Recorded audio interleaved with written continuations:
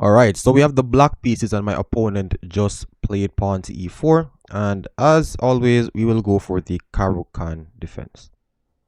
Then d5, so we're actually putting a pawn in the center. And then remember the drawback principle, this pawn was defending that square. So we're now putting our bishop on f5.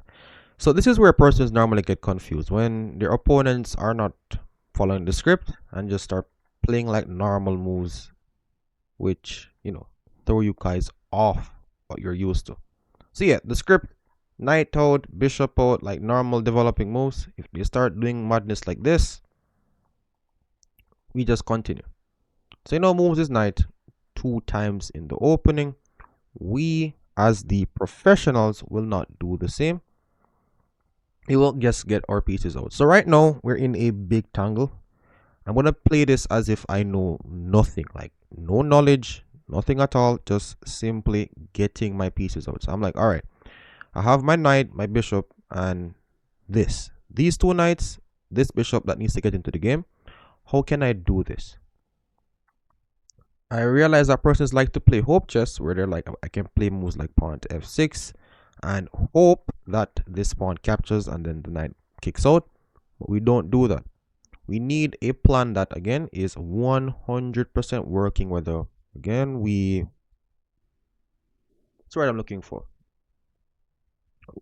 Whether he takes or not. So I'm going to just develop this knight. So still doing the opening principles, I'm like, all right, I'm going to put this knight here, this bishop there, and the rest of the pieces are going to get into the game. So I could actually look for a plan like h6, bringing this piece back, putting that to f5, getting this bishop out. That looks complex. Just keeping it simple. So again, just developing. Look at this. Just getting my knight out. So what I did basically was I took out this knight, that knight. I need this bishop to get into the game. I'm going to be moving this piece one more time to get this piece into the game. So I have my 2 knights. And I could also play bishop to g4 just to like get this off the board and make my life simple. But for the sake of this video, keeping things as simple as possible, just finishing my development. So we have 2 knights, 2 bishops, and we need to castle next. So he's doing this. We just simply castle our king. And now we're officially in the middle game. Now, in the middle game, we look to improve our pieces and, again, make them cross in this area of the board. If you can't let them cross in this area of the board, you look for like your pawn breaks to assist in you doing that. Example here, moves like knight to h4. Things that you can consider, all right? Moves in your opponent's half. You look at all your pieces. You try to, again, give them maximum work. So I'm going to play this move pawn to f6 to actually get some more freedom for my pieces. I could also play the move pawn to c5, which breaks this pawn structure again. I'm going for pawn to f6. Pawn to c5 would have been much better. This again depends on your preference. But I'm going to be opening up the f file now for my rook. So all I'm doing, guys, remember, in the opening, just look.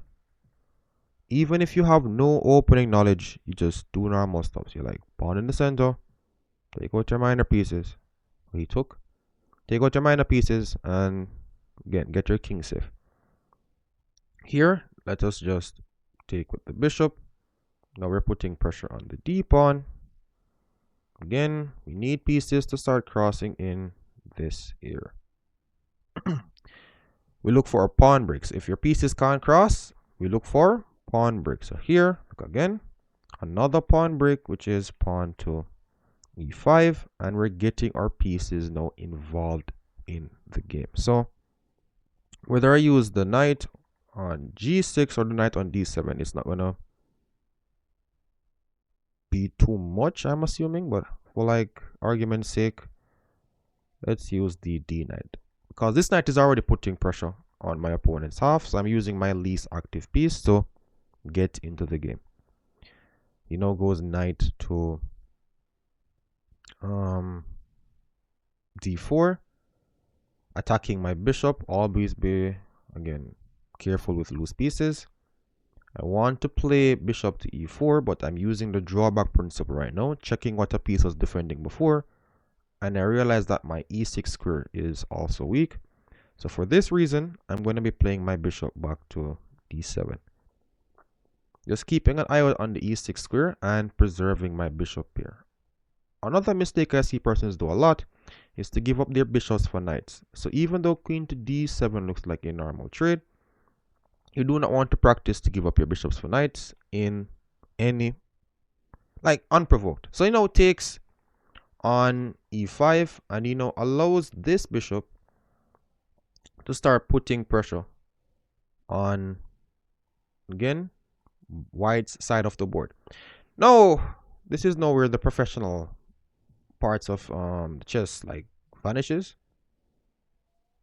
If he's playing this terribly, he needs to get kicked out of his misery. So right now we have two moves: bishop to d6, or sorry, three moves: bishop to d6, bishop to c7, or we go forward with bishop to what's this crap, f4. Yeah, this one is asking if you want to trade like a piece that he has never moved before for one of my pieces, but it's getting a piece into the game. So we always look to go forward in chess, guys. Look at this. I am going forward. Bishop to f4. Now we have successfully planted a piece in our opponent's half of the board. This, just do it. Could also like play this, but again, practicing forward movements, guys. This is 2418. This is what happens here. If you practice it, good things will come. Just get the mindset, guys. Absolute mindset. Just improvement. Maximize on it. Bishop to f4. If he takes, we're going to be capturing back with our knight. And come on. Yeah, knight, and again, putting pieces more into this area. Goes bishop. Let's simply, could also pin. There's a lot of things I can actually do here. There is a lot of things I can do. I can actually pin, but I'm going to take first. I'm going to take on, this is what we call, it's like a clearance move where I'm taking this piece so that I can actually get the square of f4 for another piece, which is my knight. Now, whenever you see a good move in chess, you always practice to look for a better one. So I'm also looking at rook takes f3 to see if it's a move. Not seeing now where it works, so I'm actually going to settle now with knight f4. And this is now asking white for the bishop here. This is a very, very serious ask. So he's going to be a little careful with his next move. Expecting bishop back to f1, maybe. But then I have knight to h3. This could actually get like super complex for viewers now. Now, visualize the move, bishop to f1 and knight to h3. So I basically keep telling you guys this.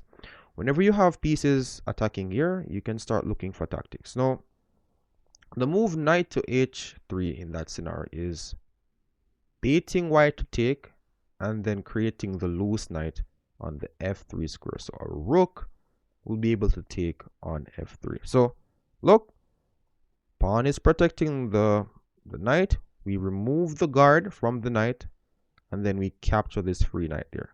Or exchange, just ruining white's castling rights. Not castling rights. It's kingside safety. So knight goes to f4, and he's now burning his time because this is indeed a serious threat. If he tries knight to e5, I could. What is this? He goes queen to d2. I'm looking if, again, moves like this work. Or knight h. So if I go knight h3, he's going to go king h1 and just don't touch anything, I'm assuming. So I could do two things. I could, one, bring more pieces, or two, check for tactics in my opponent's side of the board because we have pieces there. So takes, and that's the bad news. I'm not really seeing much over there. So let's say I go check, king here. Nah, there's nothing. Let's go We don't see a tactic improve a piece. That's the law. If he goes knight to e5, then he's going to be losing on the spot due to queen to g5. I said this with my discovered attack videos, where whenever you see two pieces lined up on the same diagonal or file, you could look for tactics there. If my opponent does not do his tactics or didn't do his tactics and plays this move, we will indeed learn how a discovered attack is performed in a live game. Knight e5, qg5, we set up this, threatening knight to h3. Just picture this. So knight moves, queen there, and then knight h3 with a check and a discovered attack on white's queen. So he's really burning his time now. I'm also still threatening to actually take on g2, which is removing the defender of that knight. So this guy 100% does not do his tactics. He will punish him for doing such crimes. Knight takes g. It's definitely a move. I'm wondering if he's gonna play like some knight to g5 after, because this is chess. He doesn't have to react to anything that we're doing.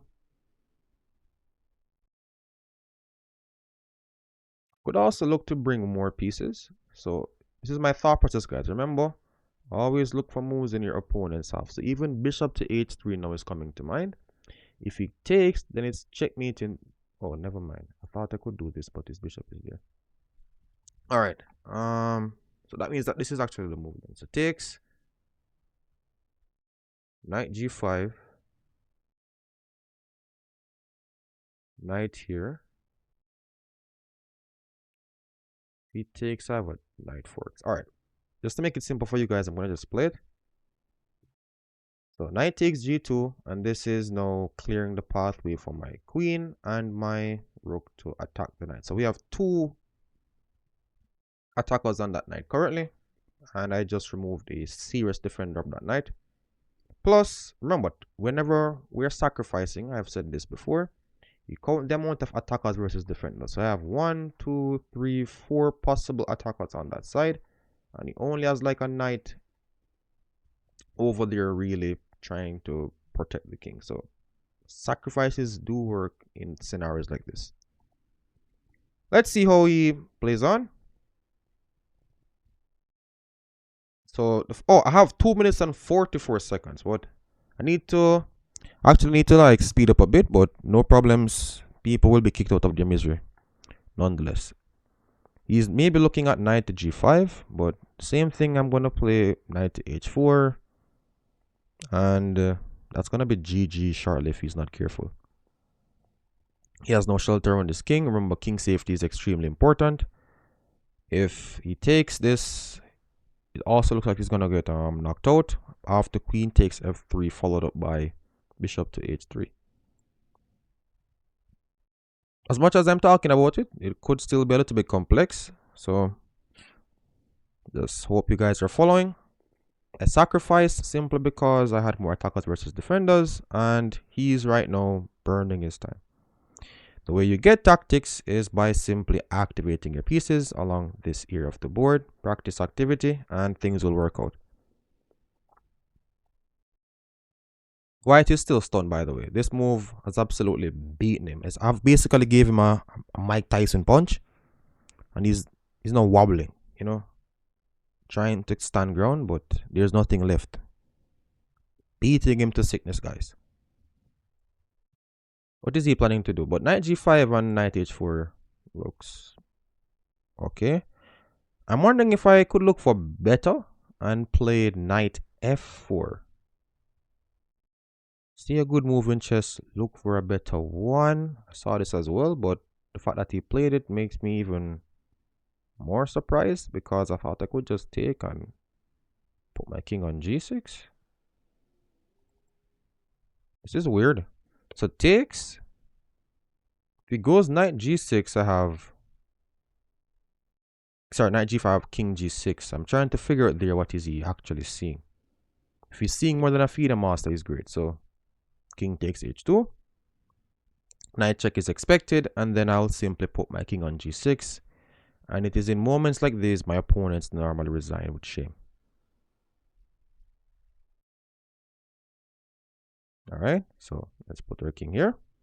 And I'm threatening now to just simply capture. So if he takes my knight on G2, I'm going to take on G5, forking the king on the queen. And that, with 2 minutes on the clock, I think everybody here has already witnessed my speed. Time is never a factor whenever I have these pieces. And the mouse at my disposal. So he now goes rook here, and need to again look forward up the board. So he's not attacking my bishop. I'm not trying to play passive, but might have to do some of that in this game to not be wiped out. So let's go. Let's just defend this. It's gonna take here, obviously. Then I'm gonna have to move my king. Could also move it here.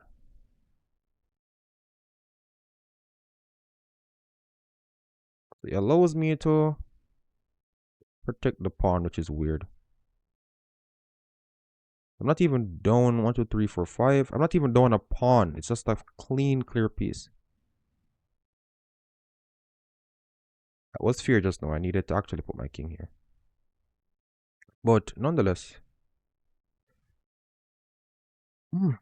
let us improve something like this.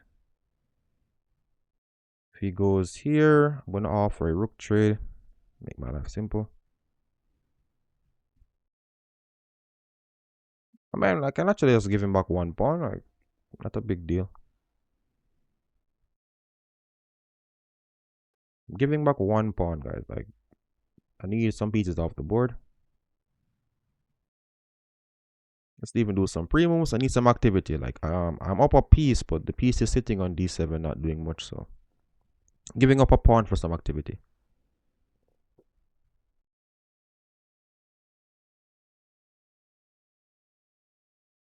Giving up a pawn for some activity. So this is where things get extremely messy now. So by me giving up that pawn, I'm actually getting chances to infiltrate. So just keep take notes.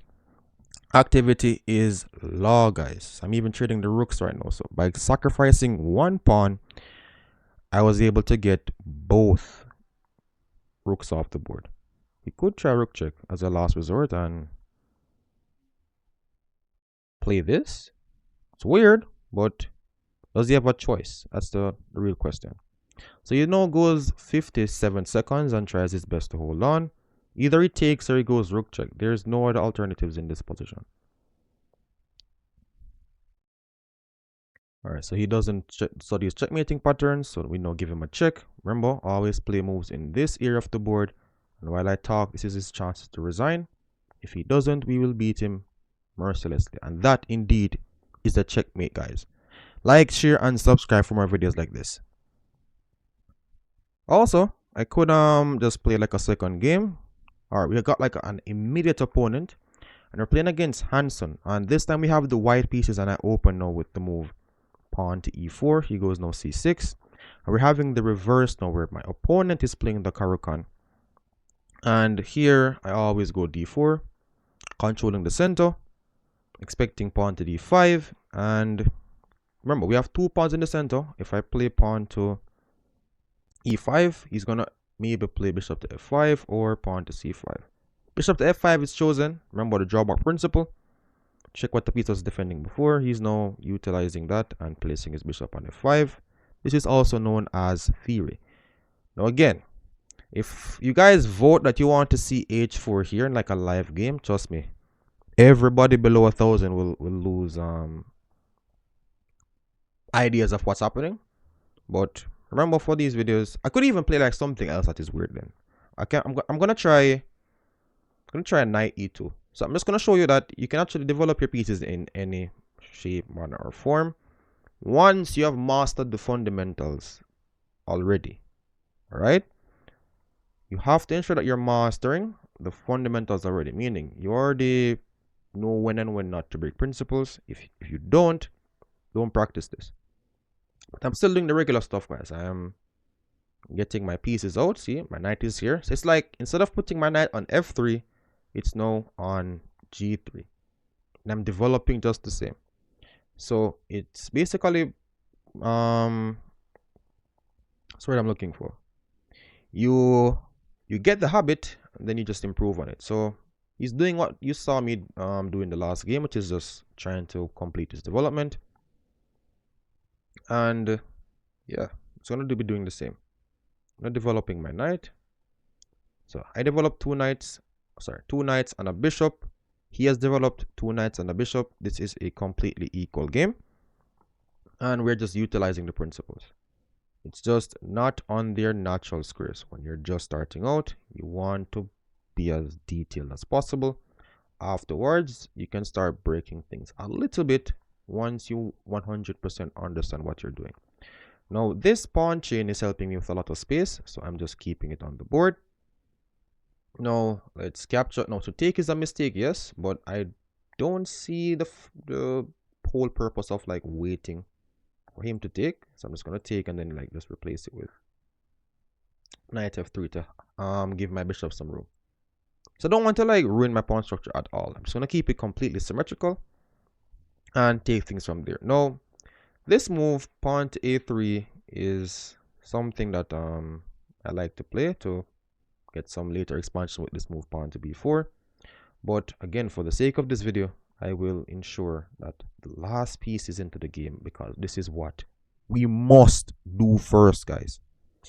After you have graduated from this, meaning you are a full professional at understanding when to take out the pieces, then you can start breaking principles after. But persons normally do the opposite, and then they're left with a lot of bad habits. So I'm gonna now connect my rooks. Simple stuffs. Let's just do it. And then now we can actually look at getting our pieces forward into this half of the board. Now remember, the higher rated you get, it's going to be the same thing, just a little bit more advanced. You're going to be breaking some things here and there. But right now you need is like a solid foundation of principles, guys. Just take notes. Same thing, like if Magnus can do something, even any GM that you see, they can get away with things because they already understand like these stuffs. So you know, goes queen to c7 and connect his rooks also.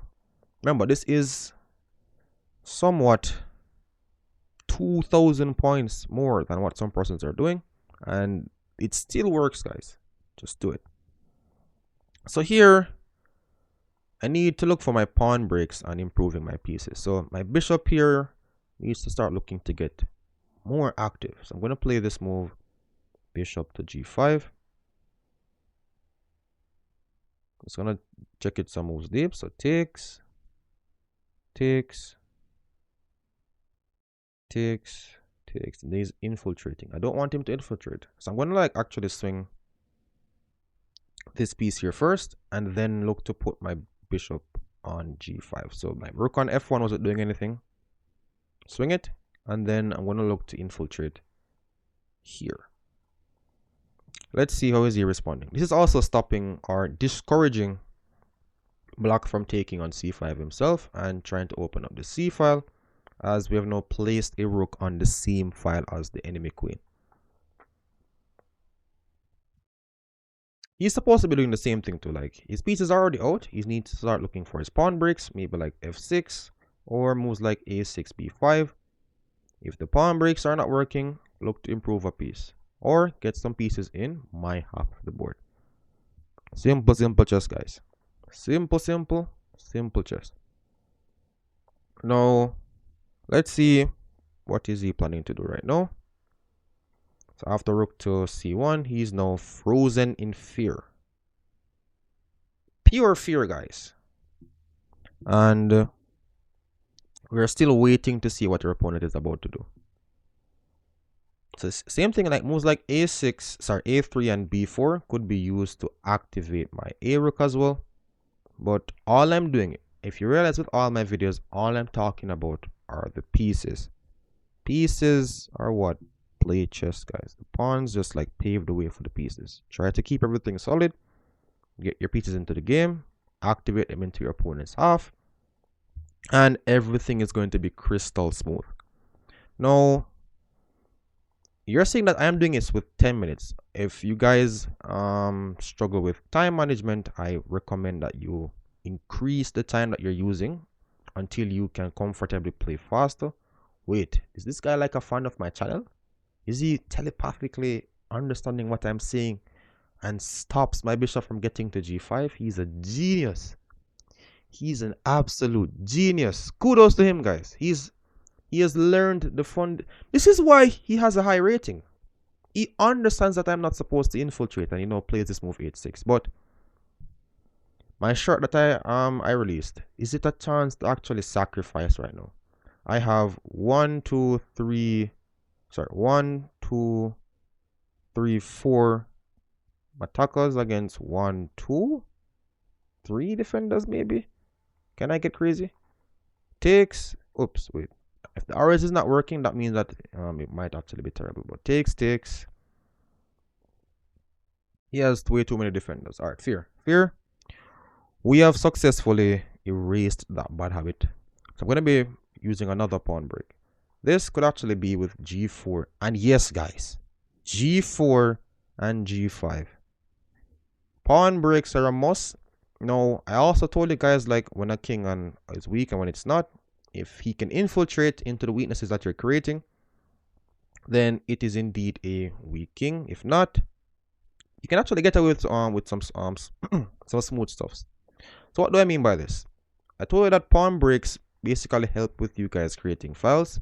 You could imagine like this rook happening, doubling up on the g file. Instead of playing things over and over again, like if you practice again the mindset, you can actually be more creative in your game. So definitely playing pawn to g4 here. If he is a little bit resistant, he will try this move bishop to e4. Again, like, you don't want to practice backtracking. You always look to go forward first. So definitely expecting him to put the bishop on e4 right now. This is like a mix of information. Like, I'm uploading like some of the content for like beginners, some for like intermediate. Because if a 500 does this, you're cooked. I just want you guys to get like an idea that chess can actually be done a certain way once you apply a certain technique. But bishop to e4 here is expected. So goes bishop to g6, which is a little unexpected. Really did not expect that move. And I'm looking to reroute my knight maybe to g3. So let's go knight h2. And this is to play like f4 and again like swing my knight to g3. If I can get my rook involved into the attack, that would be nice. But we're just seeing how black is planning to respond. We are going to be launching these pawns down the board, guys. Pawn breaks piece activity. So remember, if I am unable to get my pieces in this area of the board, which is where I see most persons struggle, you can actually utilize your pawn breaks. You are forcing your pieces over there. Like, if I chill, like what I see happen is, this guy chills over here and then you chill over here, and then everybody is just like, all right, you play your game, I play my game, until somebody blunders.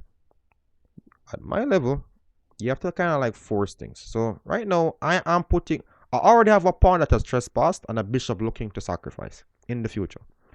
If I get pawn breaks down the board, things are going to get extremely dangerous.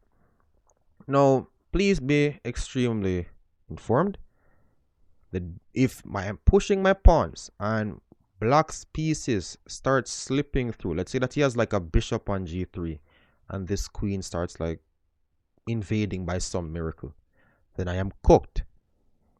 This indeed does get some take some risk. This is also how you can play in dry positions if you need to like you have to win the game. You could take some risk and get some pawn breaks like this. If you're afraid of moves like pawn to g4, which I am sure that is like a lot, you could look for a pawn break on the queen side. Moves like a3 and b4 this way to activate my a rook. It's just coming to a matter of preference. So you know goes queen to, what's this, b6, and I will not hesitate. I could even take the time to play king to h1 or something, but no need. Let's just go f4. f4 takes, bishop b4. Let's go a3 first.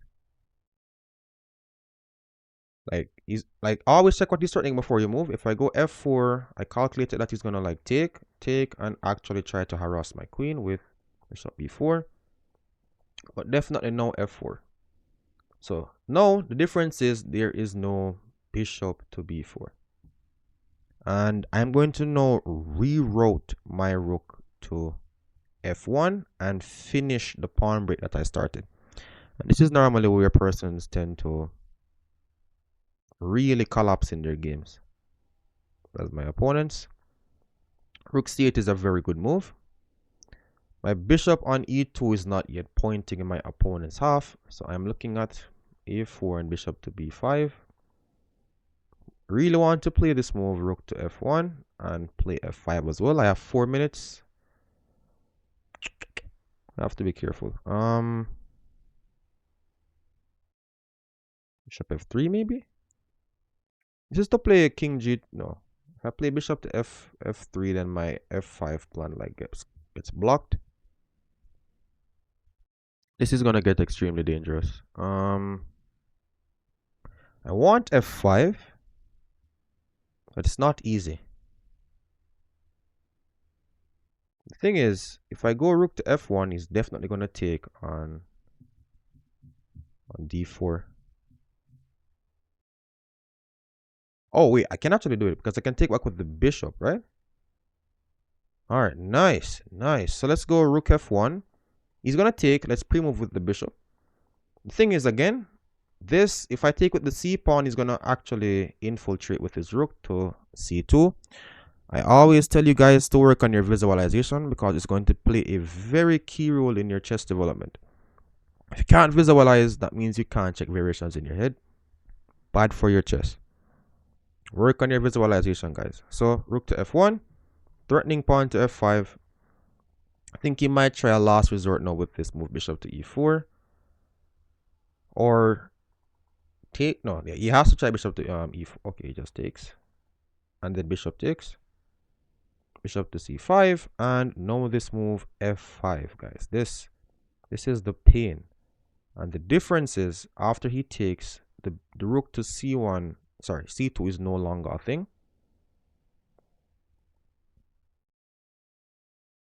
Yeah, this rook move is no longer a thing because this pawn has disconnected the... What is he trying? Yeah, this pawn has disconnected the bishop's protection of that c2 square. He might get crazy and try to sacrifice something, so I'm a little bit alert right now with what he's trying to do. Now, we're seeing where our pawn breaks are out. Remember, he could start getting crazy. Not saying it's a good move, but you are taking on some risk in the position. But because of our pawn breaks, we were able to create something to make our opponents go wrong. No, king safety is important. I can't make this any simpler. Can't get king safety. You're not playing chess. No, rook to f2 also stops this. I'm going to do this. This looks like the way to go. This is the way.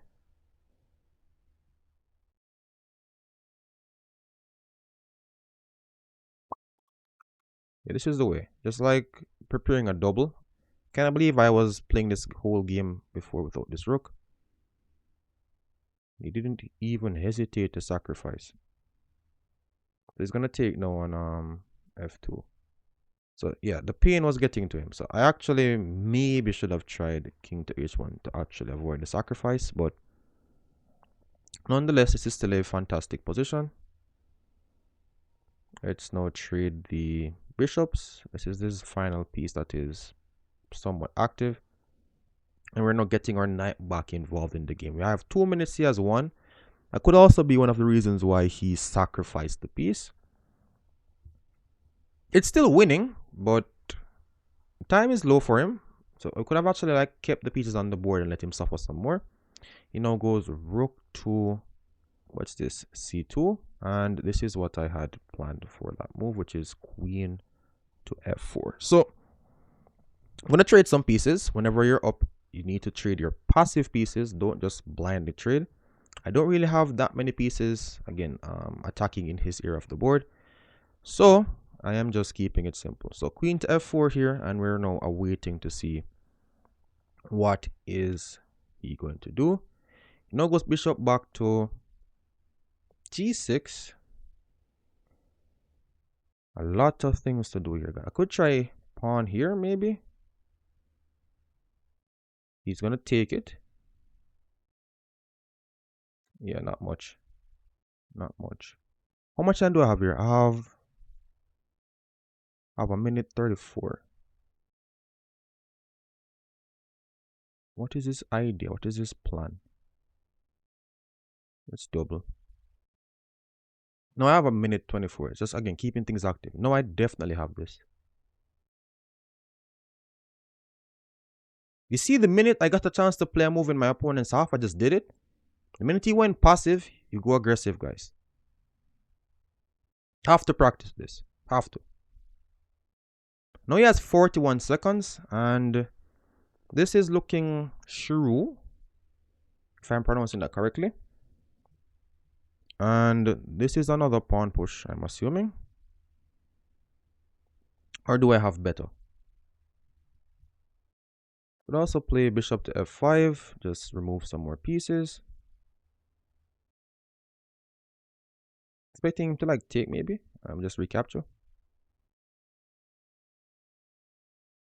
They now takes, and this is now giving me a chance to push my pawn and then capture on d5. And everything is completely under control. So yes, 20 seconds. This is going to be a wrap. And my opponent is realizing that it is getting extremely dangerous for him right now. So in chess, when somebody attacks, you counter attack. I'm going to take this with check. Could also take it on d5, but to make it simple, let's just make things extra clean. Now goes queen to c7, and knights are excellent defenders of kings. So I could even take, but just to make, again, things super clean, I'm making my knight do some heavy duty on the f1 square. Let's now take. Give him a check, maybe. And now we are back to getting our queen centralized. Last piece into the game, or rook. Remember that we need both pieces to start playing. The more pieces you have into the attack, the better.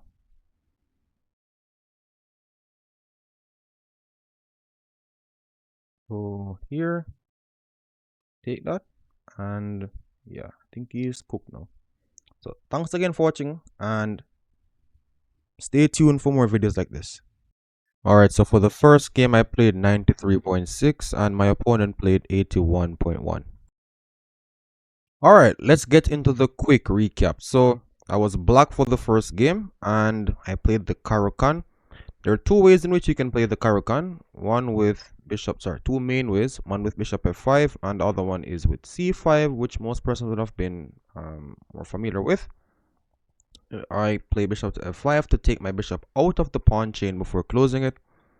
He went now knight to d2. This is book, but again, for persons who are just starting out or a little bit, let's call it like beginners, they would again just be used to more moves like knight f3 or just knight c3, just getting like a piece developed in the game.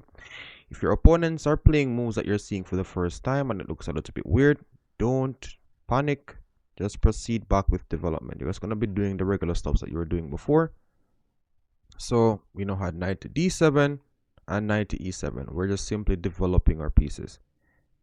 If it's book or not, all you guys are looking at this as is simply development, guys. So we now had bishop e2, knight g6. So even this, I'm not bringing my bishop back or anything. I'm just trying to clear the path for my bishop. And the minute I get the opening completed, that is where I'm looking for my pawn breaks after. So this is where persons get confused whenever they're analyzing their own games. So I'm going to even talk to you in the reviews to even help you again with your analysis. Even though the engine is telling you that this is somewhat of a mistake, remember, this is just a guide. You're going to have better moves, and this is what you improve on long term. If you don't have the base though, it's going to be extremely tricky. Like, if you don't understand that you need to be getting a king out of the center and you start pushing pawns too soon, you could end up in a lot of traps, mistakes, a lot of things go wrong whenever you're playing your games. So just practice this where you just get your king out of the center and nothing happened. Remember that this game was finished with 93.6. So you can still play at a very high accuracy even though you're making some slight misses. You are not stockfish, guys. A lot of persons try to play like crystal clear perfect chess. And when I say perfect chess, I mean engine chess. Engine chess and human chess, two separate stuffs. No, the thing is, I said it before, you're going to be knowing when and when not to break principles once you master the fundamentals. So the engine already wanted to go the pawn break before castling.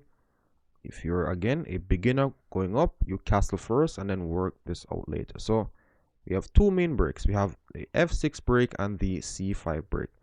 Pawn breaks, just look at it as tension between pawns. I simply played one with pawn to f6, and remember, pawn breaks help you to activate your pieces. Whenever you're struggling to activate your rooks, make a pawn break and files will be created.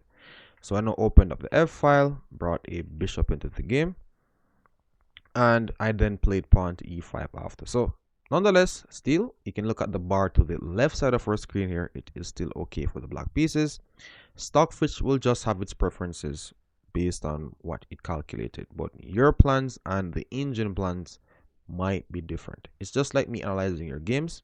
Some of the moves I'll give a pass, some I'll improve on, but that doesn't mean that it is outright a blunder. So I basically brought like my knight into the game, knight d4, and I said this in the video, I didn't play bishop to e4 even though this is supposed to be the first move that comes to your mind because it is a move in your opponent's half. I instead played this move bishop back to d7 because of the drawback principle. I always check what a piece was defending before I move. You have to give squares to get squares, guys, so you have to be extremely careful. So the e6 square is extremely vulnerable, so I played bishop to d7 to preserve. We now had knight takes e5 and bishop takes e5. So this is, even though Stockfish hasn't given this an error, this is where from a human's point of view I start to think that white is going wrong. Now he's removing a defender off his king, and this is the exact thing I keep telling you guys, that engine chess and human chess, two separate chess. Like he took and he now allowed 1, 2, 3, 4, like a lot of pieces started to point in the direction of his king, and because you're not stockfish, mistakes are bound to happen. He now went knight back to f3, and I played the move bishop to f4, just keeping things at bay. This is where if persons want to actually get even like some insights on when you kind of like suspect like suspicious play, for humans they get to a certain rating with a system. All right now, if you're getting at a certain level, we know that like bishops are worth more than knights, so forth so forth. If persons are like breaking all of this, like there's no pattern, then things get a little bit suspicious. But on a separate topic, I just brought like my bishop to f4, bringing it into my opponent's half. He played bishop to d3, and I had two moves here. I had either take on c1 or bishop to g4. In the game, I chose bishop takes c1, and bishop to g4 was indeed the preferred option by the engine, and this is acceptable. The moves in which I was supposed to find in this scenario are bishop takes and this intermezzo bishop takes f3. So I've also told you guys before about like discovered attacks. What we're doing with bishop takes f3 is simply forcing the queen to come on the same line as the rook. And remember, when pieces line up, we have what we call discovered attacks, and this is now happening where white would have lost the queen. I don't know if I'm moving too fast, but that bishop takes h2 right now would have actually won white's queen. So white would have been forced to actually take on h5 and recaptured with a pawn. And even though this is still an equal position, again, from a human's point of view, this will be very hard to play with the white pieces after this move q to h4. Let's get back to the game. Instead of playing bishop to g4, remember the way how you find these moves is simply looking for things in your opponent's half. It's going to help you with your candidate moves a lot. Now, I took, queen takes, and then I planted my knight there. Queen to d2. So, you also saw in the game where I was calculating this move knight to h3, but in the end, I did not decide to play it. Knight to h3 is a simple tactic, removing the guard of the knight, where we could simply crash through on f3. Now, if he played king to h1, it would have allowed me to bring yet another piece into the battlefield with bishop to g4, and this knight is currently pinned to the f2 pawn. As you can see, there are two attackers on that pawn and one defender. I would have simply gobbled the pawn and would have been up a clean clear pawn there. If he tries to defend the knight, then the same thing happens where things get tricky and a lot of ruined pawn structures are around that king side. So he would not have done that. But yeah, knight to h3 check followed by bishop to g4 was an improvement. Now, q to f6, same idea, just to pile up on the king side. Play rook to b1, which is a complete blunder. And it's a blunder because he didn't realize about his king weakness. Now, I also told you guys that there are different types of weaknesses. This one is a king weakness. You could have like temporary, permanent weaknesses, a lot of things that I've discussed. Here, even though there's not like a doubled pawn or like an isolated queen pawn or like things that you guys are more familiar with, you'd have different types of weaknesses. And for this one, it's the king, guys. So my knight takes g2.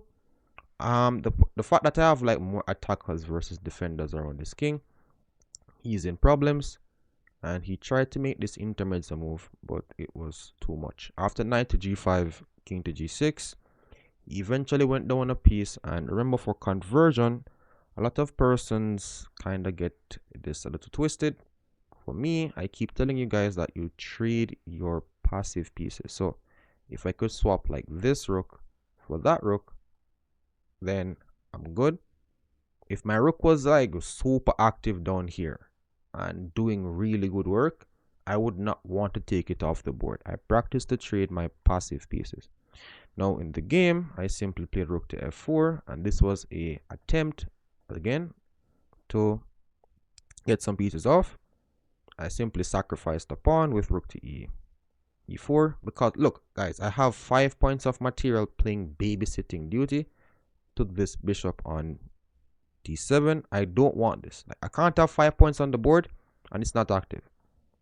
So I simply sacked the pawn and reactivated my 5 points, got it into the game, and eventually this was checkmate. So I'm going to be going into the second review now.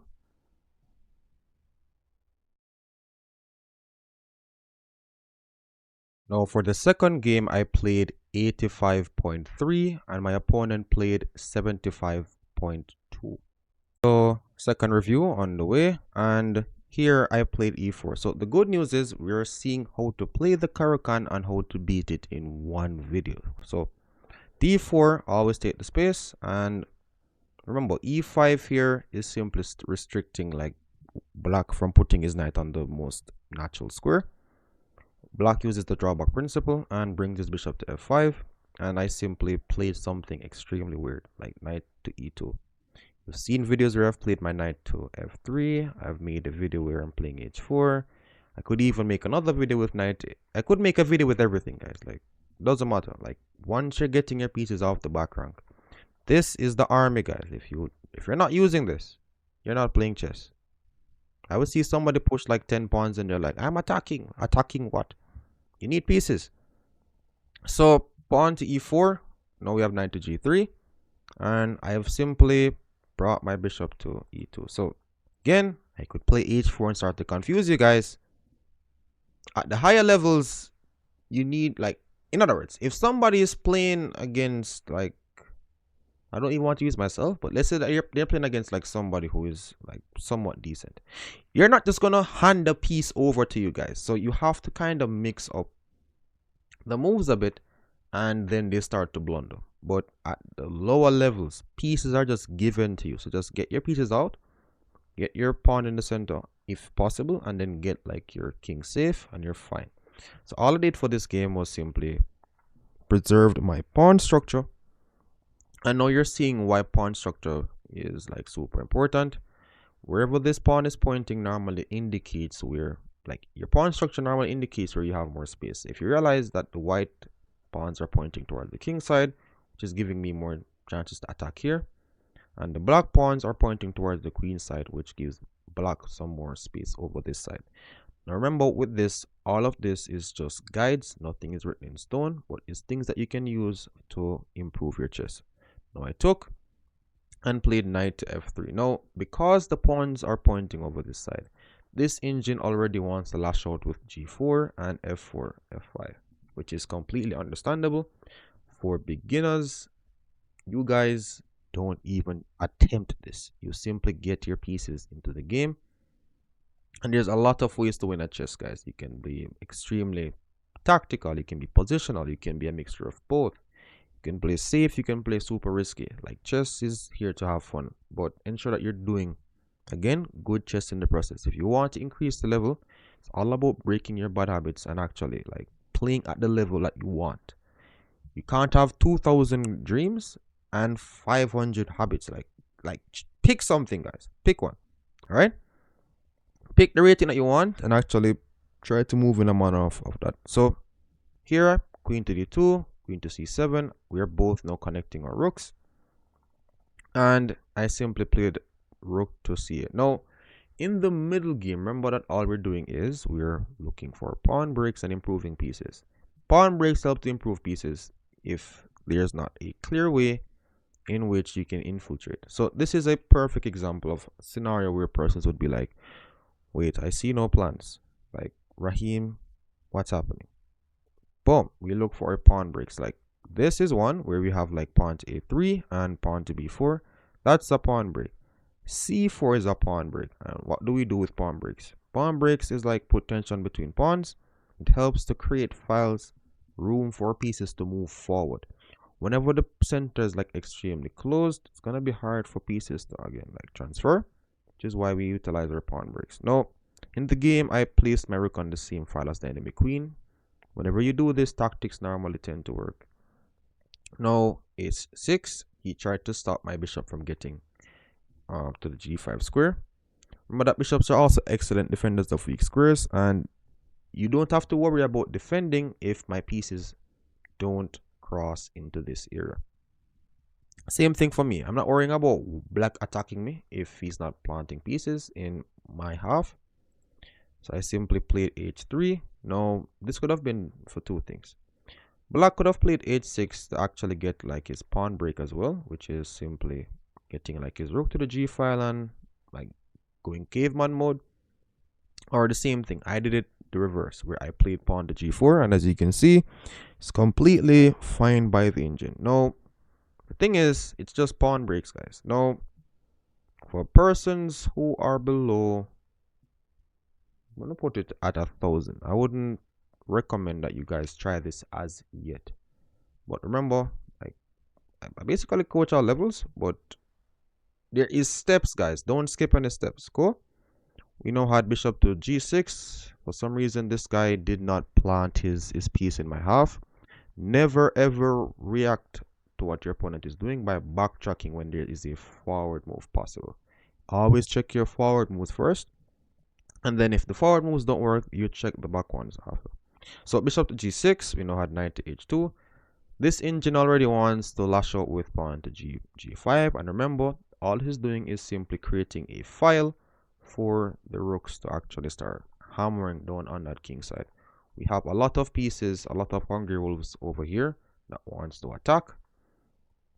And remember, I think I even said this in like my past videos as well, which Whenever you close the center, it's gonna be very hard for your opponents to transfer pieces from like one area to the next. Which is why whenever you're defending, and if you're 100% sure that your opponent's defense is stronger, don't close the center. Sorry, yeah, attack is stronger, don't close the center. So we have now knight to h2, queen to b6, a3, and f4. And we're on the way, guys. We're now transferring our pieces towards the king side. So whenever you're attacking, the more attackers you have, the more successful your attack is going to be when you have more pieces. So everything here is lined up for the attack. And here, I have to be very careful. We're not allowing counterplay. After pawn takes, there was this move, rook to c2. Let me just put it on the board for you. Rook to c2, and black is crashing through first. This is what happens a lot. You just have to do the thought process without blundering. You need the anti-blunder check. So bishop takes, bishop to d4. f5, we have now disconnected the bishop from getting access to the c2 square. This is where I'm telling you that engine chess and human chess, again, two separate. Now, most persons here would capture, but it's a mistake after bishop takes and taking on f5. So the engine actually wants to play bishop back to h7. I could even just put it on the board for you. Bishop back to h7. Wait, let me just make it even simpler. Bishop back to h7, and after king to h1, it wants to really like take no and break with pawn to f6, which is showing you that this could somewhat be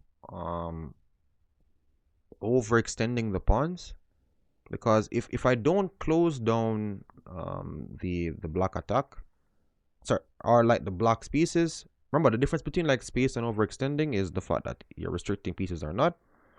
If this bishop somewhat gets active along these lines, then I could be in problems. But this is how the engine wanted to do it. So after f5, just simply tuck back and chill. I would have maybe like played something different, but I don't know what.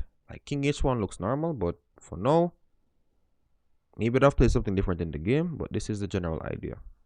So takes, and this happened. Like my opponent instead was butchered after he took on f5 and bishop to h7. So remember, in chess, this is about black trying to give up like a free piece. It happened in the game nonetheless. I played rook f2, and then black correctly sacrificed the piece. Still led to a lost game, but quite decent. So here I'm trying to trade off my passive pieces. Remember, if pieces are not doing much, I try to get them off the board. So I played this move, bishop to g4. Engine wanted to activate the knight. Nonetheless, everything is completely okay. Brought my queen into the game. So if you look at the board, all I'm seeing is this. Like I have my rook into the game, my queen, my bishop, my knight needs to be involved. So if he takes, I'm taking with the knight. The more pieces I have in the game, the better. So he correctly played bishop to g6.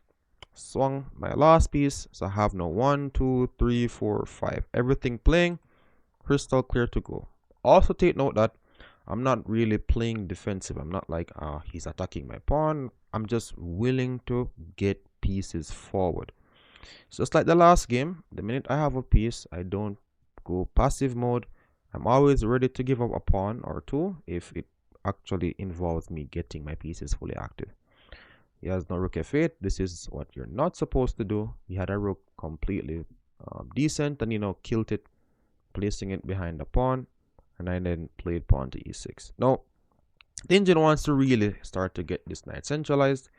Remember, activity plays chess. The more you get pieces active, your life in chess will be a lot easier. But in the game, e6, and then bishop to f5. Still just trading. Nonetheless, if you look at the bar, nothing is really happening. It's just still converting. I played e7, and here my opponent played this move, rook takes f2. So in chess, when somebody like does or attacks you, like in chess, you don't practice to react. Always look to counter attack. You look for a counter punch, and that's how we came up with this move, pawn takes f8, and then we captured them. By the end of this, we were up a complete rook and knight. The rest of it was basically janitor's work. We just did some cleanup. Queen takes b7, and we realized that a lot of persons would try to attack with one piece. Remember, one piece attacks don't work, so I'm not going to try to like give this king random checks. If you have pieces, you bring them. I'm like, my rook isn't doing anything. Let's swing the rook into the game. And eventually this would have led to checkmate, but he blundered his queen, and that was game. So again, thanks again for watching, guys. If you want more reviews like this, let me know in the comments, and thanks again for watching. Peace and subscribe.